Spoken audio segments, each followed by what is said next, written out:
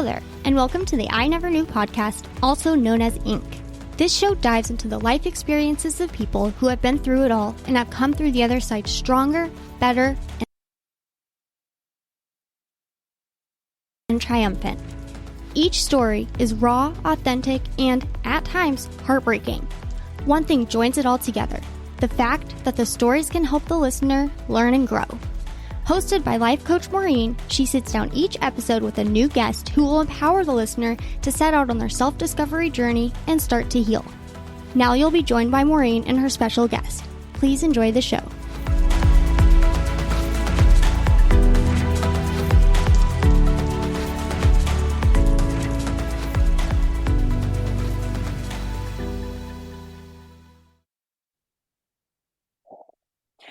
Hi, everyone, and welcome to the newest episode of I Never Knew But My Dog Did podcast.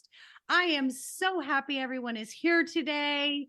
We are heading into a weekend, and this is going to be just a fabulous time to be alive today because I have as usual, wonderful guest. I know I say it. It's kind of rhetorical to even say that I have a wonderful guest on because I wouldn't have anybody on that wasn't wonderful. But I'm Maureen Scanlon, your podcast host for today, author, speaker, life coach, relationship expert. And I have a lovely lady on with me today. And just her name alone says what I know that her spirit is all about. And her name is Miss Joy. And I'm going to tell you a little bit about Joy and some exciting things that she is doing out here in the world. So Joy she has 3 books out, 5 books actually, but 3 of them are books of quotes, and she's got 2 audio books out as well. And I'll tell you more at the end of the episode when I go to my little Take My Money segment. And today her items are going to be in my Take My Money segment, but she's all about the positivity, and she's got a great story. She has a wonderful story. She is just, you should see her smile. She just like lights up a room. So without further ado, hello, Miss Joy. How are you? Hey, what's going on? Nothing is going on. Everything is going in the flow today, right? Everything is going well. So excited to have you here. I see you're wearing one of your sweatshirts, and it's all about being the difference. And I think that's so important today is we want everyone to do things the way we want them to do them. And it has to start with us. So tell us, as this is I Never Knew, tell us about your story. I call it the knee story. So what was it, a moment in your life that brought you to your knees that really opened your mind to, I have to change something here. Things need to change. Let me tell you, before we go into that, I just want everyone to know that being the difference, like you said, starts with you. And it is absolutely one of the most challengingest, maybe the most hard things that you have ever will and do in life. It's like a lifelong challenge, it's a lifelong journey. We're all going to go through it. So that leaves no excuse for any of us to not try to be the difference or even have that become the forefront of our lives. So one of the things that brought me to my knees and made me say, you know what, this is definitely something that I have to do all the time. Now, mind you, I've been in business since 2013, but this particular year, I had a surgery and I had to stay overnight in the hospital. Um, what brought me to my knees was the idea that there are not too many people who would be sitting in the room with me and just waiting, and just knowing that and having to go through that feeling.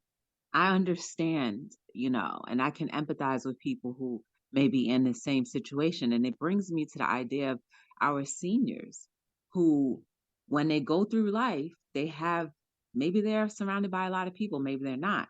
But at the end of the day, you are by yourself. And it would be nice to have a phone call or two or even three. And a lot of people were like, "Oh, I wanted you to rest," but I was like, people have enough time to rest when they're sitting in a bed for however long. Thankfully, it was only a couple hours, 24 hours for me. Um, but at the end of the day, that experience absolutely brought me to my knees and always wanting to try to be there for people no matter what. Especially if I can see somebody, if I see somebody that seems like they're alone or they're going through something, I just want to be there. And if they don't want it, that's fine. And that's another thing too, guys. Like it can bring you to your knees when you try to help people, but they don't want your help. Let them be. Everybody has free will. That's a gift that we have been given from God, Jamaica, creator, or whoever you believe in. So let them have their free will because you don't know what their state of mind is. And then maybe they may turn around. But it's absolutely okay if somebody rejects you wanting help. But at the end of the day, maybe they may turn around and have someone else, maybe not you. But that's the it's okay. It's okay for us to allow people to be in. It's okay for us to allow people to say no. And it's okay for us to allow people to be who they are, even if it's someone or something that they're not or that you don't want to be around. That is the beauty of free will. But not to deviate too far, it still doesn't give us any excuse not to try to be the difference in every area of our lives. So that's why I just wanted to start off with that because it's heavy on my heart. No, I absolutely love that. And you're right. A lot of people will say, I've tried being kind to people and they don't receive it. Well, don't let that stop you because you know what? You just keep going because there is someone out there who needs your love, your gift, your empathy.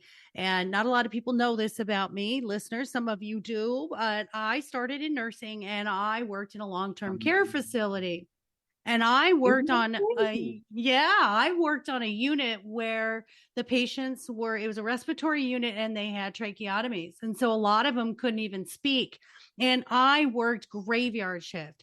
And so I would go in and they would see me at 10 o'clock at night. And when those patients saw me and lit up, that's when I knew I made the difference. That's when I knew you've seen nurses coming and going and people in and out of your room and you're miserable. And a lot of these people were, half in and out of consciousness.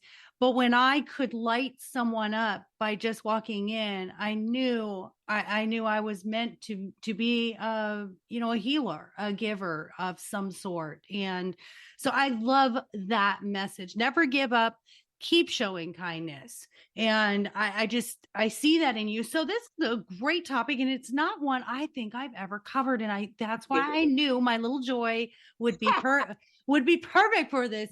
What are some examples? Because a lot of people, and you make a good point, not everybody wants help. And I'll tell you why. As a life coach and with my psychology background, a lot of people have a hard time taking help. And a lot of people have been programmed, they have to do it all themselves. And, it's a weakness if I ask for help or if I show that I need someone. That's a big factor, right? Let's go deeper. Let's go even more deep. So imagine being a toddler, when your personality really becomes who you are and being trained to believe that you don't need people. Yeah. Oh, Do it sure. yourself. Stop crying. Like all of the things that we don't think that maybe we were raised thinking it was okay, but everybody's an individual and some people are more sensitive than others. And by you saying that, that puts them into that belief Yep. that Yep. asking for help is a bad thing. Yes. Yes. Accepting help is a bad thing. Like, no, you don't ask anybody for anything because every time you ask people for something, they're always going to hold it over your head. Yeah. That's Yeah. someone else's reflection of the life that they've already lived, not yours. Yes. Oh my gosh. I love that. And from our own experiences that some people have used us that way. And a lot of us, myself, we were raised to be a human doer and not a human being.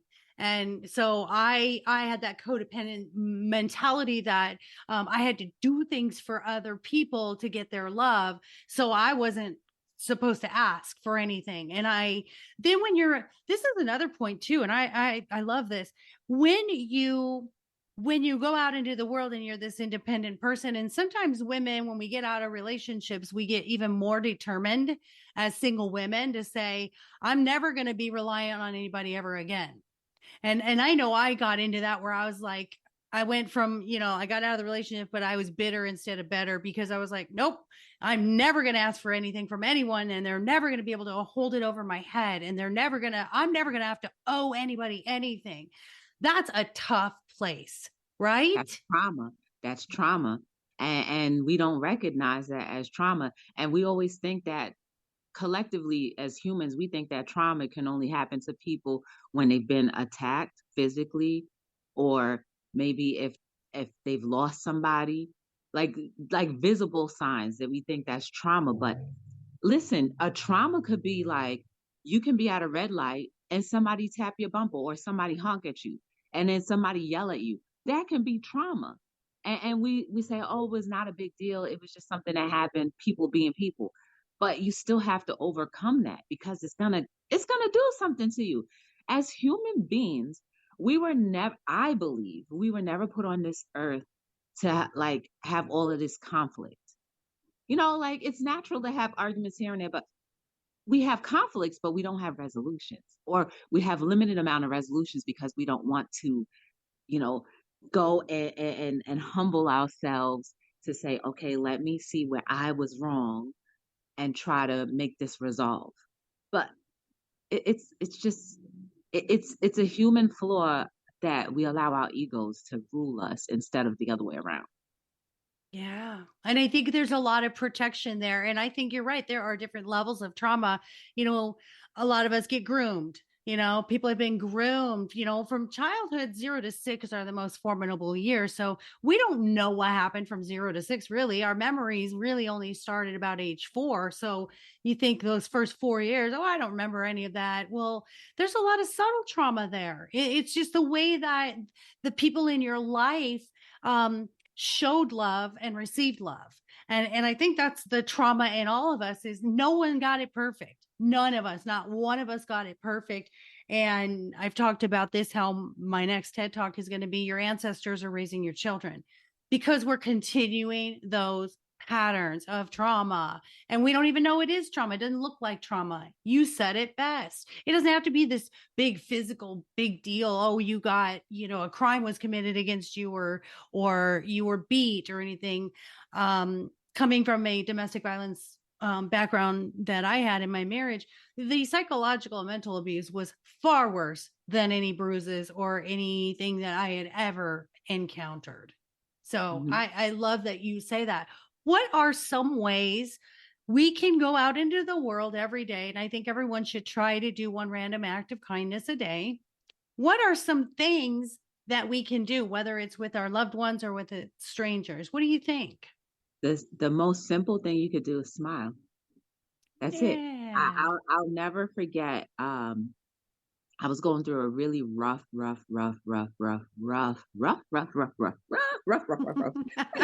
You sound like my dog friends.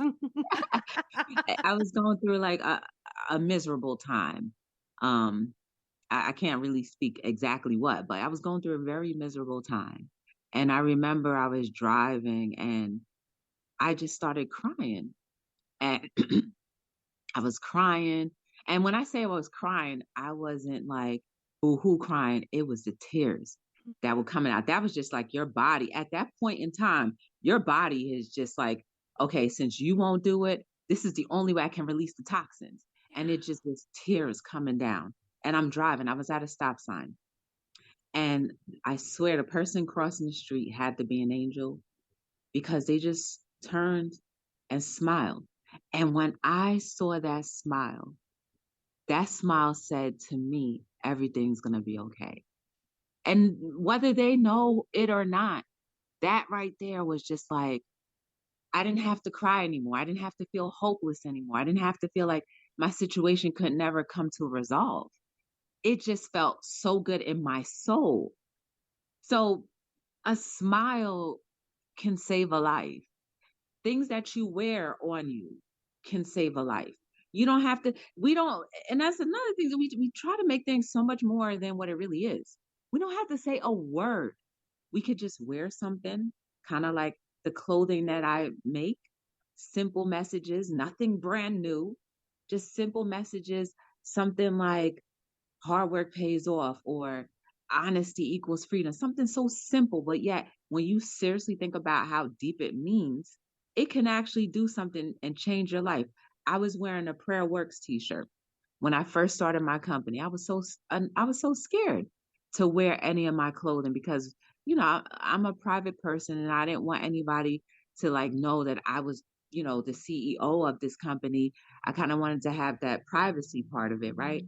And I was crossing the street wearing my little simple t-shirt, and somebody said, "Thank you for the reminder." And I'm like, "What?"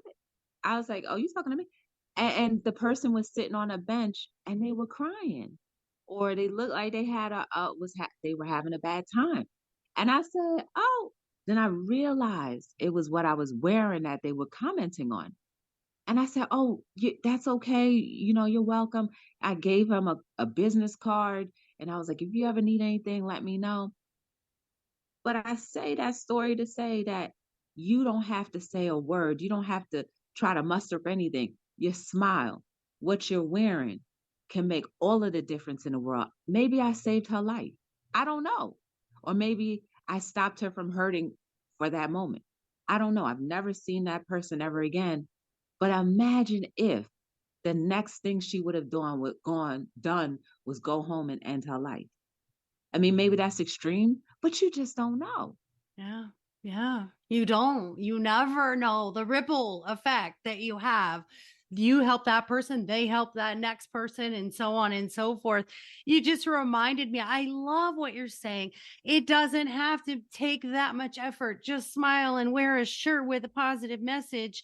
And that's why I love the dogs, because dogs don't speak, but yet in the world, think of the one thing that everyone just, you can't see a puppy and not smile. You cannot see a little baby kitten and feel bad. No way. These dogs it's this unconditional love. And what you're saying is, I can show you unconditional love without saying a word. Everybody thinks we have to save someone and, hey, come over and have dinner. No, just, it's someone who needs something will find it in you if you're out there, spreading the light. That is the most beautiful message you just said. I love that. Is that why you have those messages on your items, your t-shirts and your socks and all that? Well, it started off by that's part of the reason, but the real reason what I noticed, I become very aware of things, right? And around the time 2013, I had noticed, and this is when I was still participating in watching programming, television, for anybody that was wondering. Um, I had noticed that there was a lot of gun crime, right? And I also noticed a lot of the clothing in the stores had AKA 47s, had a lot of violent pictures. And I said, wait a second, what if they programmed us to believe that we have to kill each other by simply putting it on a garment? Oh. And I said, you know what? Two could play that game. And that's how Be the Difference really started.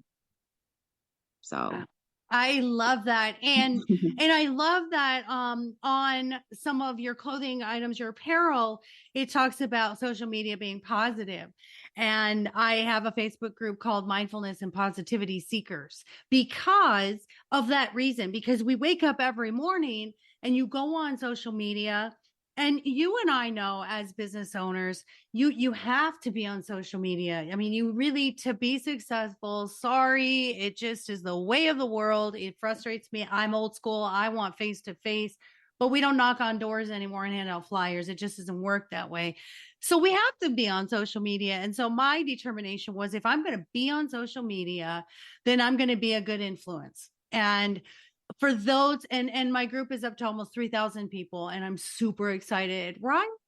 Because, and that's what I love about you. And that is the commonality and the synchronicity I feel with you, because your books are quotes from Instagram to in Yeah, the yeah. hand. And I they're all original. They're all original.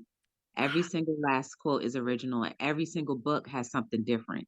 And the inspiration and the motivation comes from things that I've seen, maybe something that personally happened, or just allowing God, my maker, creator, whatever people believe in, to like really speak through me. And that's how some of these, because sometimes I'm like, dang, how could I ever come up with something like that? It's not me. I It's know. because I was open and receptive. And and the only reason why I can be that way is because I started to turn off the distractions. I started to enjoy nature and love nature. I started to meditate and really, really, really, really allow. That's how you let, God, Jamaica, creator, whatever, inside of you. And then they can make your light really shine. And I believe when we do our purpose, whether it be inspirational or not, it doesn't matter. When you do your true purpose, because we all fit somewhere, Yeah. it's going to illuminate bigger than you ever know. Maybe your purpose is to be a CEO of a major corporation, but not every major corporation has to have all of these different bad things going on in it. I mean, look at Chick-fil-A. You know what I Yeah. mean? Look at their model. There's no reason that companies can't be on a good foot. You know what I mean? They can't be Yes. on it. It's fine to be on a good foot. Yep. Yep. And the only thing that's newsworthy, which is sad in this world, is the bad stuff. And I love that our local news station here in Arizona, they've started doing like good stories. And that makes me really happy when I see that. I'm like, yeah, please throw something in between, the shootings and the murders and the robberies and all that bad stuff. So it's really nice to, be on that path. You are absolutely correct. And I've talked about this with others who are, like psychic mediums and channelers. I happen to be a spirit guide medium where I had no idea how this happened. I started writing my first book. And when you just said what you said, when you read your quotes, you're like, did I write that? When Yeah, my husband edited my book and I started reading it, I did the same thing. This entire book, I went, oh wow, I don't remember doing that. I don't remember saying that, but that's really good. And we all have that, but I think we get messed up with the noise and the cloudiness of the world. And when you meditate, you clear all of that out, and then you're suddenly getting this inspiration. And that's where it's at, right? yeah. And I think the one thing we all often forget is the power of numbers, and like we are absolutely the majority. So we can, if we absolutely realize that we don't have to rely on like a group of 40 people to narrate how the entire country should be run, or whatever the amount of people is, then we would definitely be like, this is the narrative that we want to see. We would control, like we have control over everything, but we just don't use it. We just don't use that power because we don't, a lot of people don't feel like they have the power. But why? How could you not have power? And I think everybody has some type of belief in God or whatever. Those basic principles are, you came from perfection. So how can you not have a little piece of it? And how could that little piece not be like effective?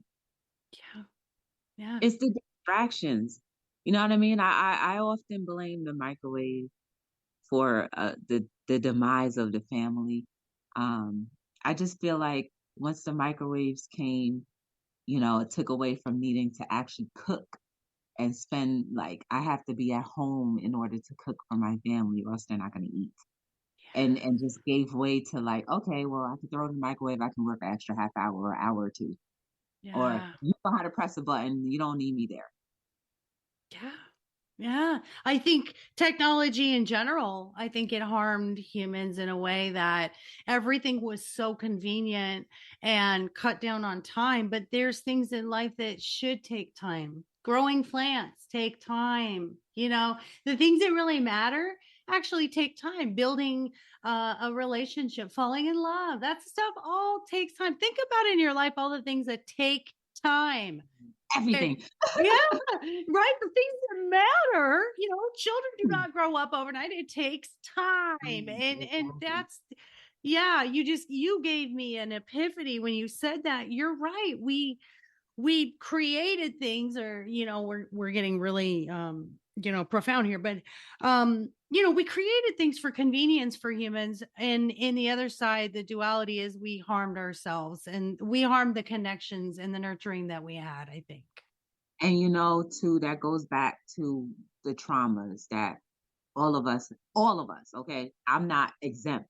Every single last person that breathes in and out, and oxygen and carbon, you all have a trauma. What we fail to realize is that even though can acknowledge that we have trauma, it takes time, and it takes time to relearn stuff.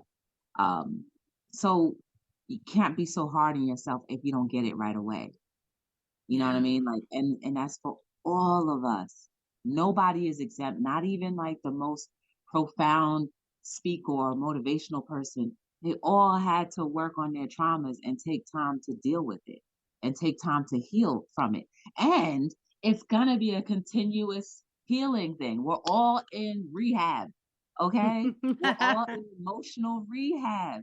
Every single last one of us will always be in some type of emotional rehab, because what happens is when you feel like you are healed, those same situations come in a different format, and it attacks you and it kind of brings you back. But you have to know your routines and your techniques to recognize what it is, maybe recognize it more quickly than the last time, and heal from it, and I guess that's also a way to keep us humble. Yes. I love that you say that, because I've said that before. You're going to get these experiences over and over until you've healed them, got to feel to heal. And, when you think you've conquered it. So I use the example of, the narcissistic relationships that I was in, and the abusive relationships. Well, man, I finally was like, heck no, I'm empowered and I'm never going to do that again. Next thing I know, it's a family member who's a narcissist. Next thing I know, it's a friend of mine for many years who has these narcissistic behaviors. So it kept showing up, and I'm like, dang it, I thought I conquered that. But it is a way of us, it's sort of a check. It's like the universe checking us, or God source saying, hey, you're not there yet, and you're never going to be. Everyone says, I'm a work in progress. And I always go, well, duh, you are, until you're no longer here breathing. It's never going to end. And I love Abraham Hicks, who talks about the law of attraction. She says, you're never going to get it done, and you're never going to get it right. And hello, that's life. That's what we're doing here. Right? Because we were created a little less than the angels, right? Or a Yeah. little less than God. So like, it's just this is just a test for us to see how we can interact with each other. And one other thing I want to say, like, for every single last one of us that gets to live our ageless lives, you made it. Like, you actually made it. You made it from you made it from infancy to adolescent to um pre-adulthood to adulthood. And if you are lucky enough, you'll make it to like seniorhood. This is a blessing to be alive. I just recently heard of a couple people, not even just a couple people this last 2 weeks, but even in the beginning of this year, so many people who have passed, and some are young. Think about the infants who pass all the time, that pass inside and don't even get to come and breathe the beauty of nature. Like, we have to not take for granted this gift. Sometimes, there will be times where you wish, like, dang, I wish I wasn't even here, you know? But some people will never even get to live to whatever ageless year you are. Yes. You know what I mean? I Like imagine an 80-year-old seeing a 40-year-old or a 20-year-old or a 30-year-old die. Yep. Yeah.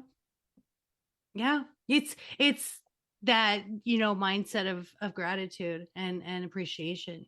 And, we get caught up in the human mind. And I when I was turning 50, I remember talking to my sister. My sister said, "Oh gosh, when I turned 50, I just, put the covers over my head." And it was really she said it was a really hard one for me. And I said, "Really?" Because I made my husband throw me a big giant party that I made it to a half a century. Like I felt like I'm the nifty 50, club. Like, but it is that perspective. You have to see it as, like you said, a gift and this gratitude. And even when you have struggle with difficult family members or difficult relationships, you can say, people are here to teach me or test me.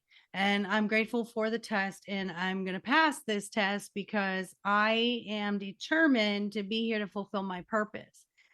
I want to say this, and I know my girl Joy is going to agree with me. Since I opened my mind and had more of this awareness and became woke, just, putting those pieces, those puzzle pieces of life. Because I mean, when I was 6 and 7, my husband and I were in the hot tub last night talking, and we were playing old 70s love songs. And I had to laugh because I woke up to Barry Manilow yesterday morning on my alarm because I have like 70s love songs. I love them. And I told my husband in the hot tub, I said, I was a weird kid. My entire life has been focused on love. And I remember I used to swing on the swing set with a little cassette player, and I had a Barry Manilow tape. Like, how nerdy was I?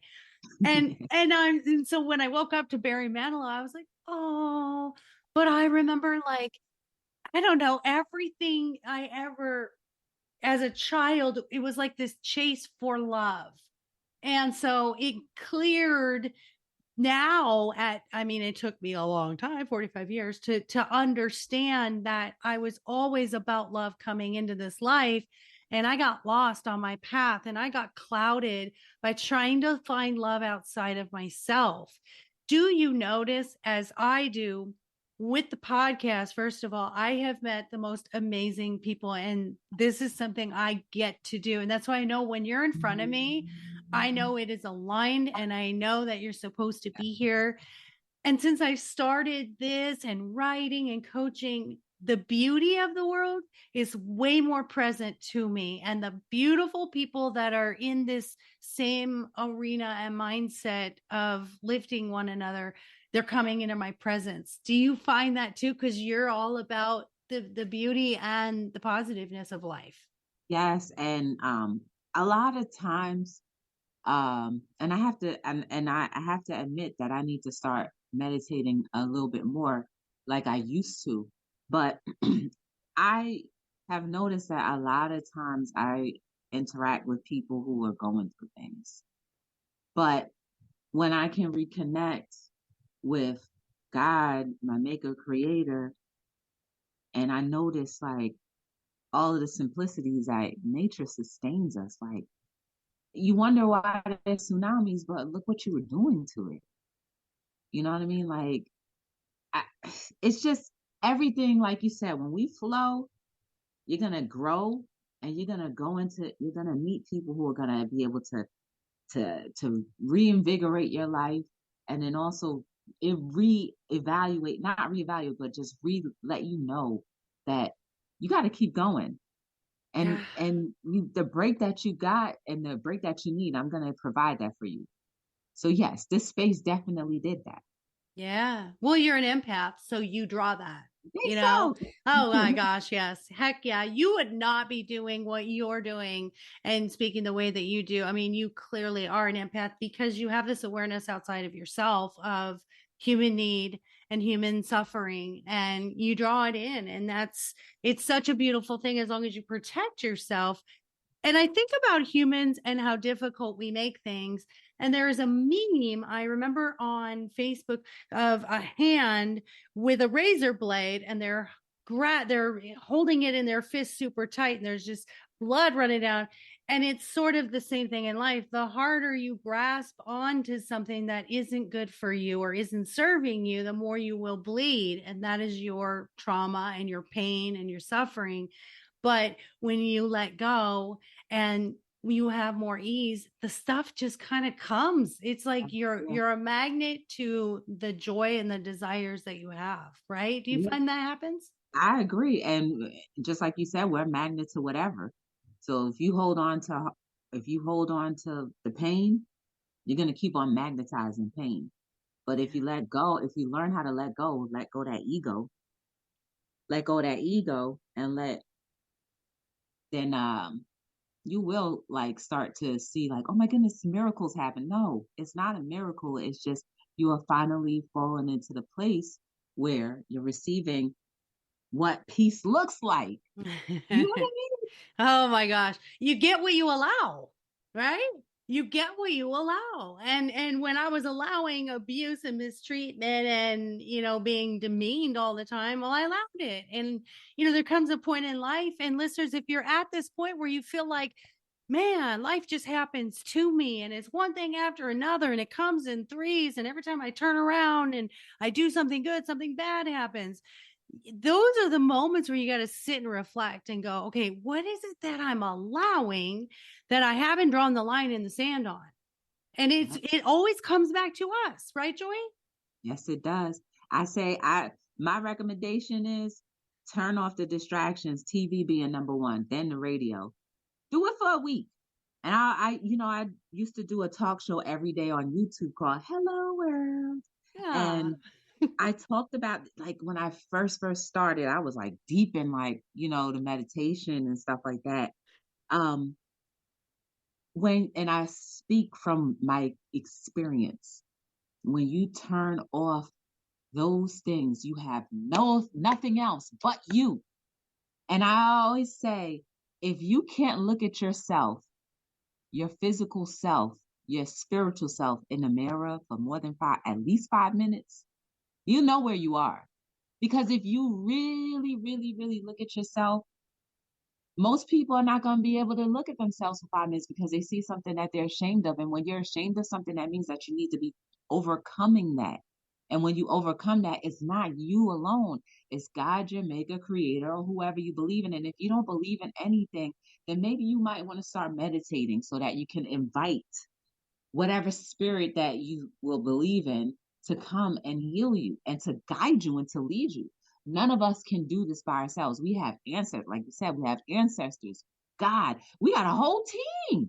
Yep. And if Yep. we just realize we have a team, boy, protection, you'll understand like you've been protected your whole life.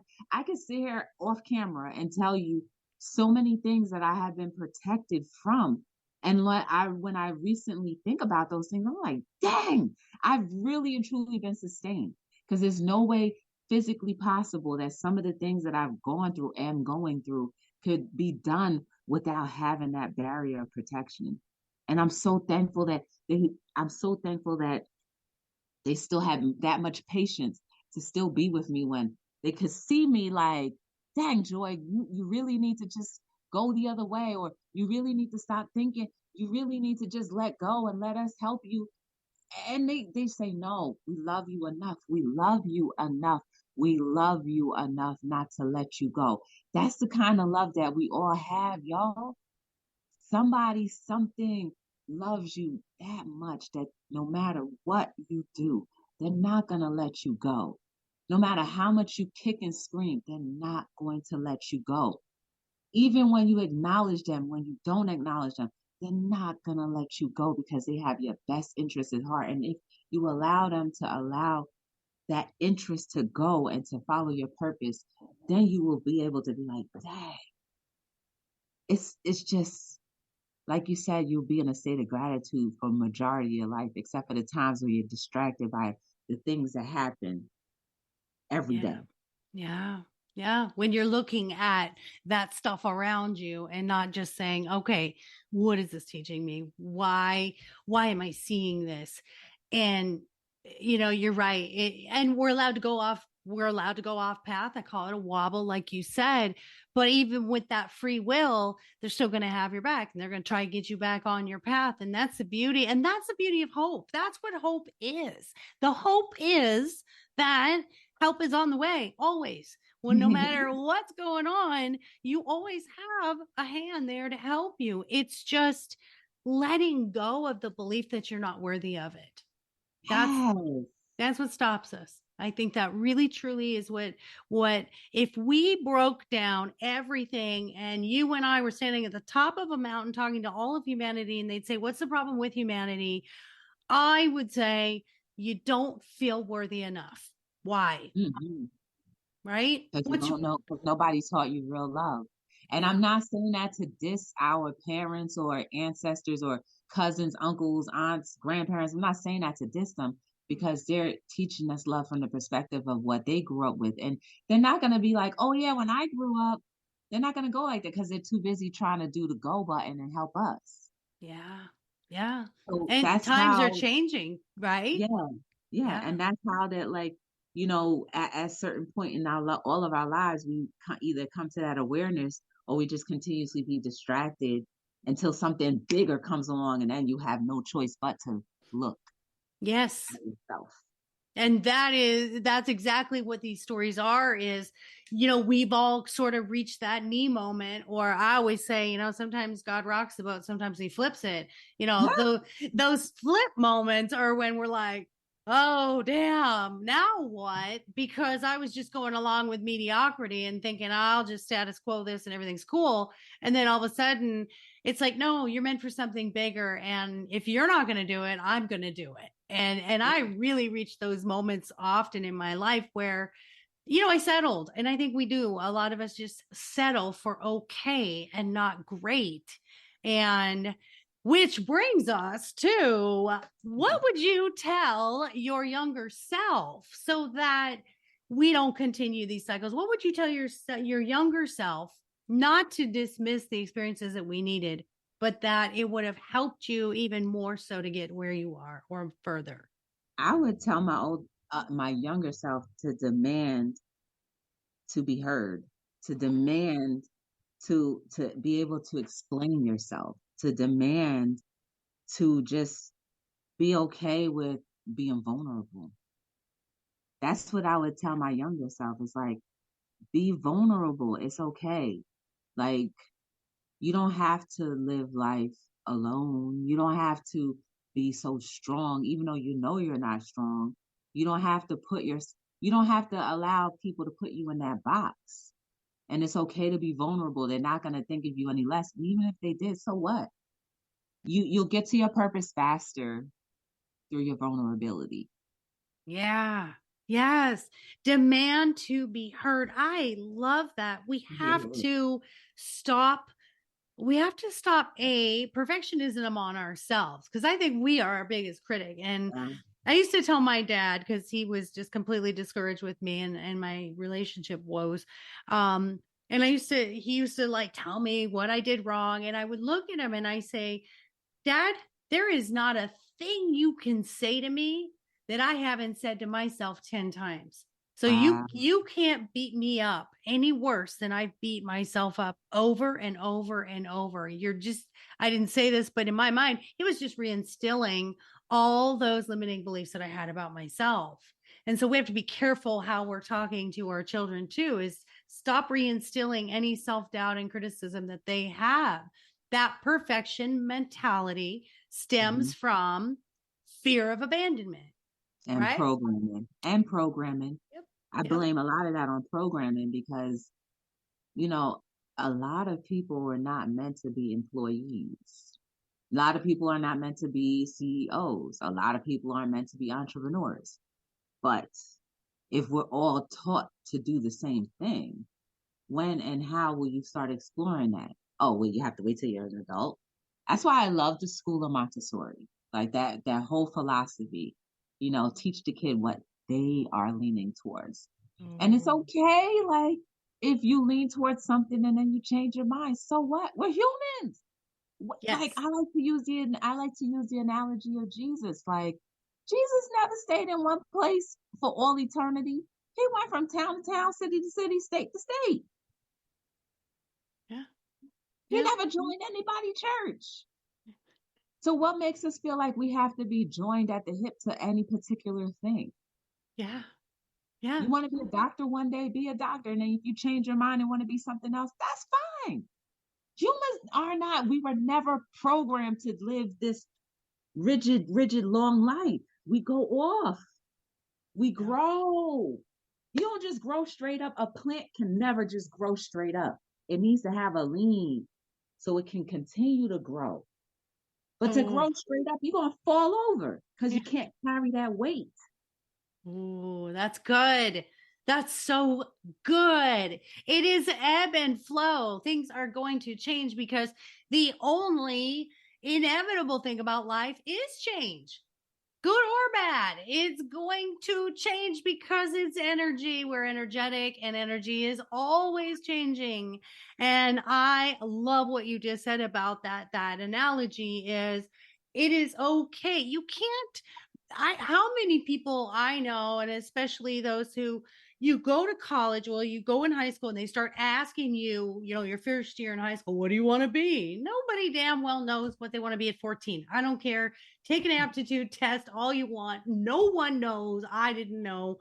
And I didn't even know what I wanted at 40. So, they pressure you to know who you are and what you want at that age. That's ridiculous. 14 years on the planet and they're supposed to know what they want to do for the next 40 years of work of a paycheck. No. It's what we should be asking them is, what do you love?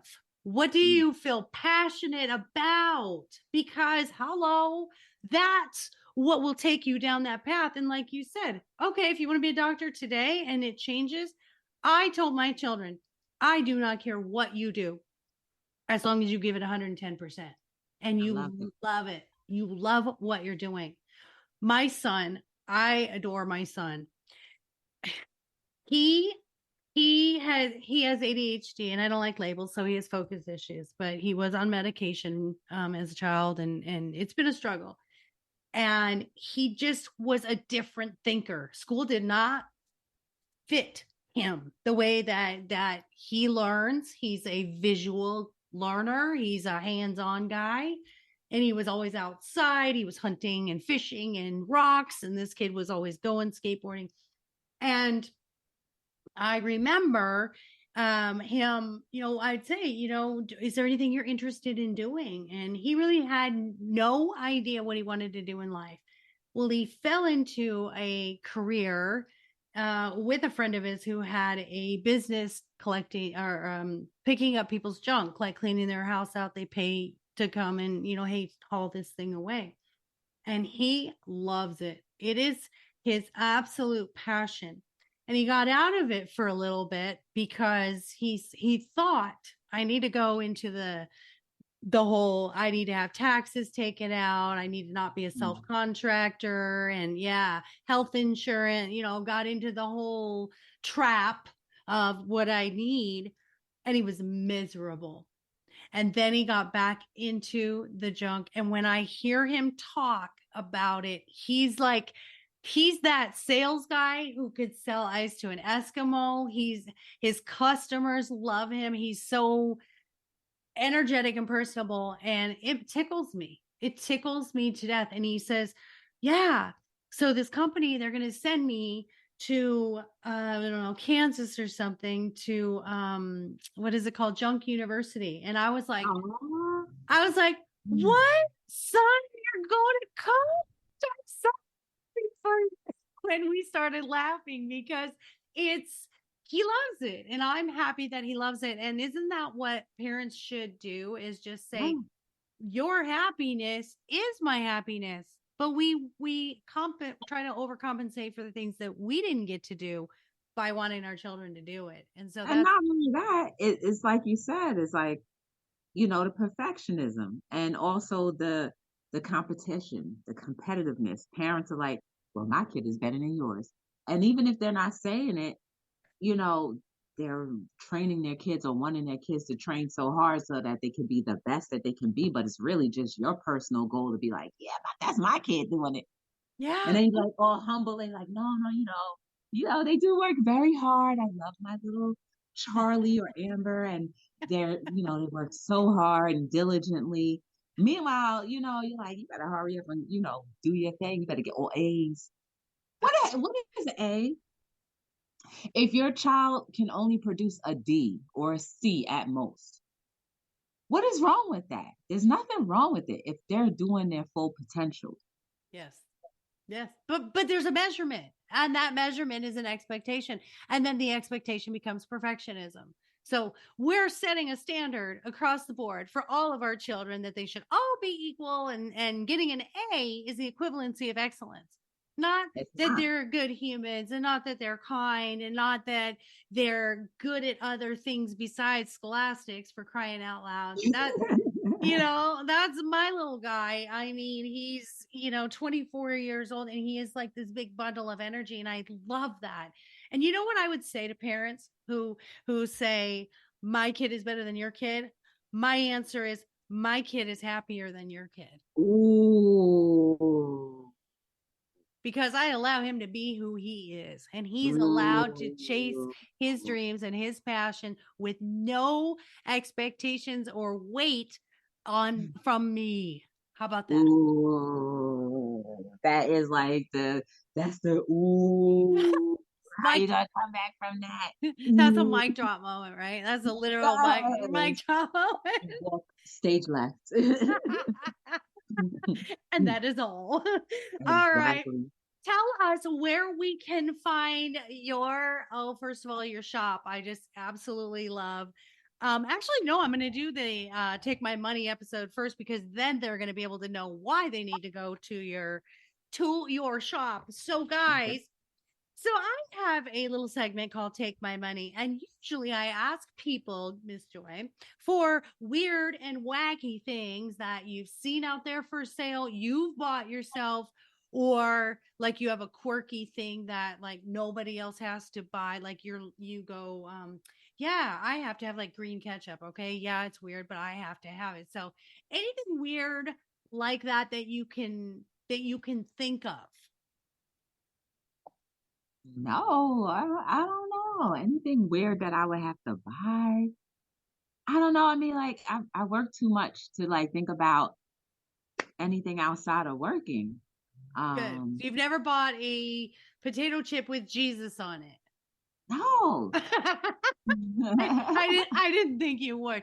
So, because I love this segment of Take My Money. So, guys, I'm gonna say this, listeners.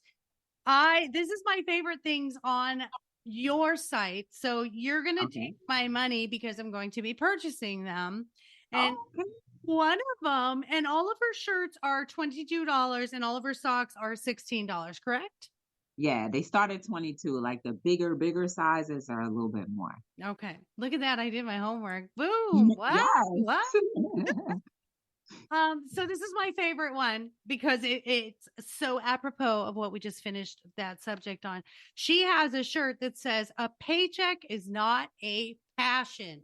Yes. And I stand by that. You stand by that. Do not measure yourself with money. Measure yourself by happiness, and the abundance follows. I'm just saying that. I'm getting that shirt. Second is her socks are life, and they are, as her site says, there's only 12 of them in Uh-huh. existence. Uh-huh. My favorite is Life's a Box of Chocolates, because I kind of feel like I'm like that like a box of chocolates, because you never know what you're going to get, except you will get high energy. And I love chocolate. So, the socks I need to get are Life's a Box of Chocolates. And her books are on there as well, guys. Her audiobooks and her other 3 books. And it's called, they each start off, they're different quotes in all the books, but it does say quotes that make you say, oh, yes, there we go. Look at that. Oh, see, I wouldn't even need my glasses to read those. You don't. They are, And the hidden message is because my aunt has low vision. I wanted her to read it. oh, how Mhm. precious is that? Did she? Of course, she read all of them. Yeah, I told her like when I did my very first book, I was like, "This is for you," and Oh, That's precious. So it's really cute because there's a gift behind it, which of course is completely the encompassing joy that you are. So tell us where they can go to buy these fabulous apparel and books. You guys can do three things. Follow me on all social media platform at B as in boy, T as in Tom, D as in dog, LLC. And you can purchase any one of these items at bethedifferencellc.com. And just another gem behind the socks. The reason why there's only 12 is because, like majority of us, we can't really afford a Ferrari or any of those exclusive items, but at least we can afford a pair of socks that only 11 other people in the world will have. And when I pass from this ageless years, then you will have something that is worth just as much as a Ferrari, but you paid only $16 for. And they're also broken down into different colors. So you may even have the only pair in the world. Hey, see? You're unique and you need to have a unique pair of socks, guys. That's all we're Can saying. I tell you one other thing too? Yeah. So like in the Life's a Box of Chocolate, I spelled ugly ULGY, and that means unnecessary losers get you. That's what ugly means. Well, then of course I would pick that pair, right? Oh my God, that is fabulous. Now, when I buy the socks, does it have a little saying in there so I know what is referenced, like a quote or something? No. Okay. We'll make sure you put one in for me, right? Okay. All right. So close us out with a quote out of one of your books that you feel like is just, let's do a random. Let's let the spirits guide you to what is the quote that we need to hear today as we close out for our listeners. All right. So from Self-Reflections, quotes that make you reflect, from my heart to your hand, my fifth book. I'm going to just flip through, and wherever it stops, we're going to read it. So I'll read both sides. Okay. It says, last breath equals no more life. Stop waiting. Tick tock. Oh. And then the other one says, the new year starts when you reinvent your mind. Oh my goodness. The new year starts when you reinvent your mind. Heck yeah. Heck yeah. You could have a resolution at any point. I don't believe in New Year's resolutions. You just start now, right? Mm-hmm. Tick tock. Well, that's so perfect. And I thank you so much for being on here. I knew this was going to be super fun with you and energetic and just so joyful. And I love everything that you have to say, Joy. And I have so much gratitude for you for giving me an hour of your life that is priceless. And it was amazing spending it. And I feel like I grew. I also feel like I healed, and I appreciate you. And thank you guys for listening. Definitely check her out. Make sure you follow her, share her, join her group, everything, guys. All the things, all the things. Come on, guys, come in, follow me, enjoy. If you guys are looking for coaching, I do relationship coaching, dating coaching, life coaching, self-esteem, confidence coaching. I'm at lifecoachmaureen.com. And I also have a little online store called mydogiseverything.net, where I have all healthy dog products, holistic, only 3 ingredients, and lots of doggy apparel and safety items, bandanas, lots of fun things that I keep adding to. And of course, my books, My Dog is More Enlightened Than I Am, and My Dog is My Relationship Coach are available on Amazon, Barnes & Noble, Walmart, Target, all those fun places. And you can just go to my website and purchase them there as well. So to our fabulous Friday, I just want to say, everyone, be well, be happy, and we're going to end it with be the difference. Yes.